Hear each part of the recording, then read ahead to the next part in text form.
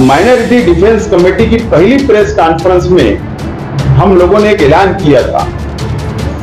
ऐलान ये किया था कि हम किसी से चंदा नहीं मांगेंगे, हम किसी से रुपया पैसा नहीं मांगेंगे। हम माइनॉरिटी डिफेंस कमेटी ये पूरा खर्च हो बर्दाश्त करेगी, उठाएगी हम लोग मिलजुल कर। और दोबारा हम इस बात पे ऐलान करते हैं और उन जो परिवार के लोग आए थे हमने उनको भी यकीन दिलाया है कि आपसे एक रुपया नहीं लिया जाएगा। कानूनी लड़ाई लड़ने के लिए बड़े वकील लगाना पड़े या जो भी अखराजात रहेंगे माइनॉरिटी डिफेंस कमेटी बर्दाश्त करेगी। तो उन लोगों से भी हमने कहा कि आप किसी को भी चंदा भी ना दें। और मैं शहर की आवाम से यह अपील करता हूं कि इन लोगों के नाम पे अगर कोई चंदा मांगता है तो उसको भी चंदा ना दे। हाईकोर्ट जाने की तैयारी कर चुके चले गए, अब जमीयत की हाईकोर्ट जाने की तैयारी कर, एक ही केस में अगर लोगों की फाइल होता है तो क्या इससे जिन लोगों के साथ परेशानी है उनको राहत मिलेगी या उनके ऊपर और ज्यादा हमारी पीआई दाखिल हो। 2 महीने से ऊपर हो गया एसआईटी बैठे, हमने किसी का हाथ नहीं पकड़ा, किसी का कुर्ता नहीं पकड़ा, कोई जब जाना चाहे जाए, मगर सिर्फ छजन करने वाले लोग छजन ना करे तो बेहतर है। देखिए सच सच्चाई के साथ।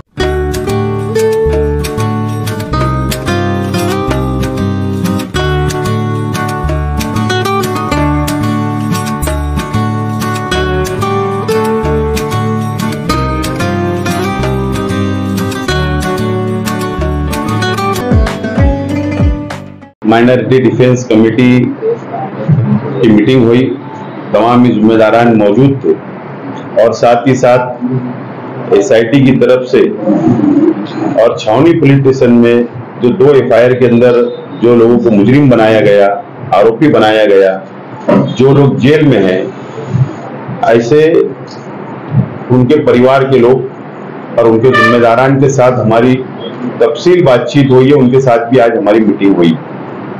सब लोगों ने एक राय से माइनॉरिटी डिफेंस कमेटी के हर फैसले के साथ रहने का ऐलान किया है और हमको पूरा इख्तियार दिया है कि गली से लेकर मुंबई तक जो भी लड़ाई होगी वो लड़ाई आप लोग कानूनी तौर पर, जमहूरी तौर पर लड़े।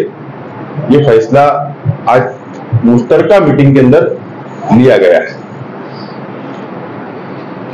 आज इसलिए हम लोगों ने मीटिंग कॉल की थी, बुलाई थी, क्योंकि मामला अब संगीन होते जा रहा है। एसआईटी की तरफ से सरकार ने एडवोकेट हीरे जो सरकारी वकील को नॉमिनेट किया है और उनका जो आर्गुमेंट हुआ है एक बेल एप्लीकेशन पर या रिमांड पर, तो वो नेशनल सिक्योरिटी का मसला इसको बता रहे हैं और इसको इंटरनेशनल साजिश भी बता रहे हैं और इस केस को अलग रास्ते पर ले जाने की कोशिश सरकारी वकील की तरफ से एसआईटी कर रही है और इसके लिए कहीं ना कहीं जमानत के अंदर तकलीफ आ रही है, दुश्वारी आ रही है। लेकिन मामला ऐसा नहीं है, मामला बिल्कुल ऐसा नहीं है। एक भी बांग्लादेशी, एक भी रोहिंग्या अभी तक मिला नहीं है एसआईटी को और पुलिस डिपार्टमेंट को, सरकार को एक भी नहीं मिला। जो भी केसेस अभी दर्ज हुई है वो केसेस जन्म दाखिला डबल, उसके अंदर फोड़खाड़, फर्जीवाड़ा, इस तरीके से मामला है। लेकिन रोहिंग्या और बांग्लादेशी पकड़े गए ऐसा एक भी एफआईआर नहीं है या एक भी इंसान नहीं मिला। उसके बावजूद भी इसको उलझाने की कोशिश की जा रही है। ये तमाम ही चीजों का जायजा हमने लिया और इसके लिए हम लोग माइनॉरिटी डिफेंस कमेटी ने फैसला किया है मीटिंग में कि अब जमानत मालेगांव कोर्ट के साथ साथ में जो लोगों की रिजेक्ट होगी, मुंबई हाई कोर्ट में भी सीनियर काउंसिल के जरिए जमानत रखी जाएगी और मुकम्मल लड़ाई लड़ी जाएगी। ये फैसला किया गया है। माइनॉरिटी डिफेंस कमेटी की पहली प्रेस कॉन्फ्रेंस में हम लोगों ने एक ऐलान किया था। ऐलान ये किया था कि हम किसी से चंदा नहीं मांगेंगे, हम किसी से रुपया पैसा नहीं मांगेंगे। हम माइनॉरिटी डिफेंस कमेटी ये पूरा खर्च हो बर्दाश्त करेगी, उठाएगी, हम लोग मिलजुल कर। और दोबारा हम इस बात पे ऐलान करते हैं, और उन जो परिवार के लोग आए थे हमने उनको भी यकीन दिलाया है कि आपसे 1 रुपया नहीं लिया जाएगा। कानूनी लड़ाई लड़ने के लिए बड़े वकील लगाना पड़े या जो भी अखराजात रहेंगे माइनॉरिटी डिफेंस कमेटी बर्दाश्त करेगी। तो उन लोगों से भी हमने कहा कि आप किसी को भी चंदा भी ना दे, और मैं शहर की आवाम से ये अपील करता हूं कि इन लोगों के नाम पे अगर कोई चंदा मांगता है तो उसको भी चंदा ना दे। माइनॉरिटी डिफेंस कमेटी 2 ख्वातीन की बेल हमारे वकला रखे थे, उन 2 ख्वातीन की बेल रिजेक्ट हो गई। ऑर्डर कल पीर के दिन मिलने वाला है, इसलिए आज हमने जो लोग भी बंद हैं उन सबको बुलाकर एक मीटिंग किए और ये तय किया कि अब तमाम ही लोगों की बेल सेशन कोर्ट में रख दी जाएंगी, वो CR नंबर 40 के हो या CR नंबर 51 के हो। तकरीबन 30 लोगों पर FIR दर्ज हो चुकी, जिसमें कुछ लोग ऐसे भी हैं जो दोनों FIR में हैं। तो सेशन कोर्ट में हमारी पूरी कोशिश होगी। हमारे एडवोकेट अजीम खान है, एडवोकेट आरिफ वकील है, एडवोकेट तौसीफ है, एडवोकेट हिदायत वकील है कि हम कोशिश कर रहे हैं कि यहाँ बेल हो जाए। हालात आप सबके सामने हैं, इसीलिए सबको बुलाया गया कि अगर यहाँ नहीं हो तो हम फौरन रमजान में ही हाई कोर्ट में बेल एप्लीकेशन दाखिल कर सके, क्योंकि आने वाला वक्त अभी गर्मी तातील का भी शुरू हो जाएगा, वो भी हमको देखना है। और कोशिश कर रहे हैं कि 2 सीनियर काउंसिल हाई कोर्ट में खड़ा करें और जितनी जल्द से जल्द हो सके वो बेल लें। दूसरी एक बात यह है कि हमारा एक PIL दाखिल है, और कल जो एक फैसला आया कि 2900 कुछ अरीजे जो नायब तहसीलदार ने जिनके आदेश दिए थे वो आदेश रद्द करके हेल्थ ऑफिसर जो कारपोरेशन की है, और कारपोरेशन उसको दिया गया है कि वो बर्थ सर्टिफिकेट रद्द कर दे। उसमें जो वजह उन्होंने लिखी है कि नायब तहसीलदार को जो पावर दिया गया था वो उसका अधिकार नहीं था, वो पावर डेलीगेट दिया गया, तो नायब तहसीलदार के आदेश जितने भी दिए गए 2900 के ऊपर वो सारे आदेश रद्द कर दिए जाए।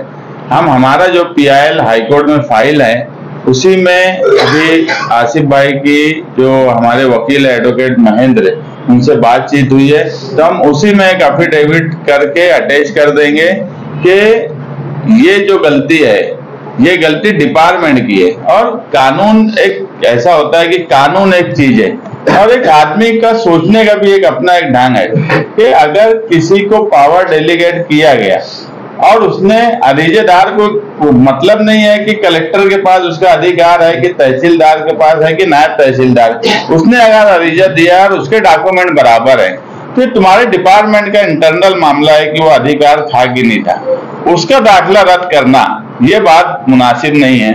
क्योंकि 2900 से ज्यादा दाखिले रद्द होने में बहुत से बच्चों के उन दाखिलों पर एडमिशन हुए, बहुत से लोगों के उन दाखिले पर पासपोर्ट बने, तो एक दाखिला जो बुनियादी चीज अगर रद्द होंगी तो आगे दूसरे डॉक्यूमेंट जो उसके आधार पर बने हैं वो सब पर सवाल खड़ा हो जाएगा।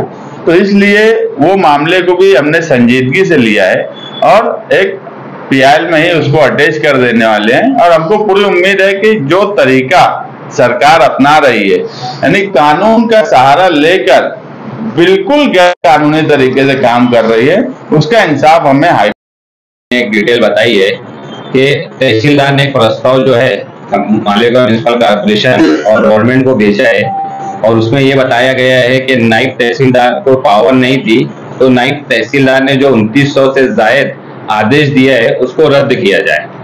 अब तहसीलदार ने जब पावर डेलीगेट किया नायब तहसीलदार को तो उसकी डिटेल कलेक्टर और प्रांत को दिया ही होगा, तो उस वक्त कलेक्टर ने या प्रांत ऑफिसर ने ये बात नहीं की कि नायब तहसीलदार को किसी तरीके की पावर नहीं है। अभी जब SIT इसमें इन्वेस्टिगेशन कर रही है और एक माहौल जो बनाया जा रहा है मालेगांव को बदनाम करने के लिए और जिस तरीके का माहौल बनाया गया है तो उसके दबाव में है और ऊपर के प्रेशर की वजह से ही तहसीलदार ने जो है ये लेटर इशू किया है। तो इंशाल्लाह हमने जो एक PIL दाखिल किया है उसमें हम लोग जो है एफिडेविट फाइल करके ये मामला भी हाईकोर्ट में रखेंगे कि जब इन्वेस्टिगेशन SIT की चल रही है और जो दाखिला 2900 से ज्यादा लोगों को मिला है वो गलती जो है वो तहसील ऑफिसर, प्रांत और कलेक्टर की है। इसकी वजह से आम लोगों को तकलीफ ना हो, इसके लिए जो आदेश रद्द करने की बात की जा रही है उसको कैंसिल किया जाए। आगे बढ़ के मदद करके अगर आप ये कह रहे हैं कि आप ये करेंगे तो ये लाखों रुपए का खर्च है अभी, और उसको मैनेज करना और ये करना, तो क्या आप पूरे इससे जमीन दोगुना से अलग हो जाने का या फिर उससे मदद लोग ना ले, ऐसा आप मैं मेरे ताल्लुक से कहूंगा, मैं जमीयतुल उलमा का मेंबर नहीं हूं, तो अलग होने का सवाल नहीं। मैं मेंबर ही नहीं हूं तो मेरा अलग होने का सवाल नहीं। नंबर 1। नंबर 2, ये जो लड़ाई है ये माइनॉरिटी डिफेंस कमेटी है, सियासी लोग है, सियासी बात समझ लो। और हम लोगों को कानून समझता है, सरकार के जीआर समझते हैं। होम डिपार्टमेंट क्या जीआर निकाल रहा, सरकार कौन सी जीआर निकाल रही, हम लोग जमीनी वर्कर है और हम लोगों को कानून समझता है। इसीलिए हम लोग ये लड़ाई को हाथ में लेकर हम लोग आगे बढ़ रहे हैं। लेकिन पैसा लगेगा, जरूरी थोड़ी चंदा जमा करो हर काम के लिए। चंदा जमा करने की जरूरत क्या है? हमारे जैसे लोग साहिब हैसियत लोग हैं, हम अंधेरे के अंदर क्या मिला देंगे, क्या कर लेंगे, कौम के लिए लड़ने के लिए हमको आदत है। और हम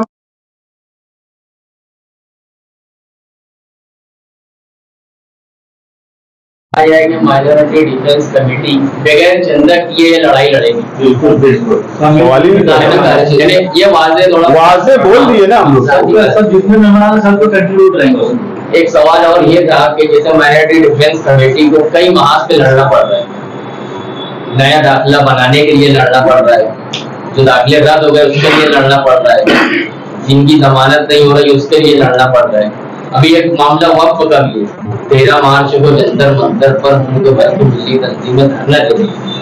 तो मालेगांव से इसको जोड़कर क्या आवाज कुछ ऐसा प्रोग्राम है आपका या कुछ हिमायत जैसे, या पीछे जब रिपोर्ट पेश हुई तो उस वक्त हमने जितनी सेकुलर पार्टियां थी मुल्क की सबको हमने मेल किया था, प्रेस में ही बोला कि जो आज एनडीए के साथ है मगर सेकुलर है, उनको भी हमने बोला है कि वो वक्फ बोर्ड के सवाल पर वक्फ बोर्ड के साथ में रहें, वक्फ बोर्ड के खिलाफ कोई फैसला ना करे।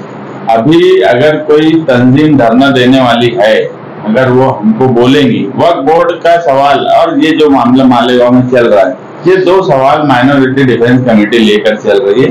अगर हमको बोला जाएगा या हमको ऐसा लगेगा कि सियासी ताकत के साथ कोई काम हो रहा है तो हम जरूर उसमें शिरकत करेंगे। डिफेंस कमेटी रोज से सरगर्म है। एडवोकेट खालिद के मामले में क्या सरगर्मी की आपने? बोलो। एडवोकेट खालिद यूसुफ की जमानत anticipatory bail Malegaon session court में रिजेक्ट हो गई थी। उसके बाद हमने उसको मुंबई हाईकोर्ट में चैलेंज किया है और कल पड़ोस पीर के दिन जो है उनका मैटर जो है मुंबई हाईकोर्ट में जस्टिस राजेश पाटिल की कोर्ट में सीरियल नंबर 24 पर है और हमें इंशाल्लाह उम्मीद है कि कल कोई मुस्बित नतीजा जो है हमें मिलेगा। मेरी जानकारी के मुताबिक ऐसा है कि उनके फरार होने से हाईकोर्ट भागने से के ज्यादा शक्ति करने केस तो अभी आई नहीं है इसमें, और किसी के फरार होने से कोई केस उस पर ऐसा वो उसके मामले तक ही रहता। आप लोग भी हाईकोर्ट जाने की तैयारी कर चुके, चले गए, अब जमीयत भी उसकी हाईकोर्ट जाने की तैयारी करेगी। एक ही केस में अगर 2 PI फाइल होता है तो क्या इससे जिन लोगों को क्या परेशानी है उनको राहत मिलेगी या उनके ऊपर और ज्यादा? हमारी PI दाखिल हो चुकी, 2 महीने से ऊपर हो गया SIT बैठे, हमने किसी का हाथ नहीं पकड़ा, किसी का कुर्ता नहीं पकड़ा, कोई जब जाना चाहे जाए, मगर सिर्फ छचन करने वाले लोग छचन ना करे तो बेहतर है। एक दूसरा सवाल है कि आप सियासी तौर पर इसको करते हैं, आपने कहा कि यहाँ जो लोग बैठे वो सियासी है और हम सब सियासी लोग हैं इसलिए सब काम कुछ करें। शहर में और भी दूसरे सियासी लोग हैं जो शहर के आज के MLA वो जमीयत के नाम पर काम के लिए आगे आ रहे, लेकिन बताओ सियासी तौर पर आगे नहीं आ रहे, इसको कैसे? वही तो आवाम से, अब आप लोग उनसे पूछो। अब चंदा के सिलसिले में आप दोनों ने चंदे की मुखालफत की किसी भी तरह, उसके तुम जायजा लेके